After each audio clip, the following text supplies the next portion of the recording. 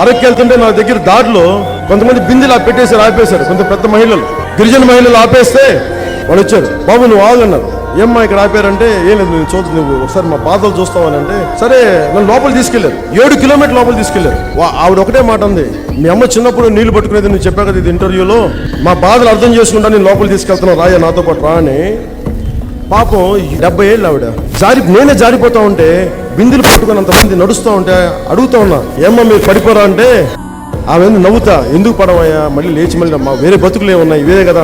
అందరు చెప్తారు నాకు తెలుసు నువ్వు వస్తావని. మా పిల్లలు ఏమంటారు, నీ పెద్ద కొడుకు పవన్ కళ్యాణ్ వస్తున్నాడు, వాడు చెప్పుకునే సమస్యలు తీరుకోను. నేను మనస్ఫూర్తిగా నేను మీకు అండగా ఉంటాను, మనస్ఫూర్తిగా. కూడా రాలేదు, ఇదిగో మహానుభావుడు కాబట్టి వచ్చినాడు. నిజంగా ఏమన్నా చేస్తాడంటారమ్మా? చేస్తారు, ఇతను చేస్తారు, నాకు నమ్మకం ఉన్నది. చేస్తారు, ఇతను చేస్తారని నాకు నమ్మకం ఉంది. కొనిదల పవన్ కళ్యాణ్ అనే నేను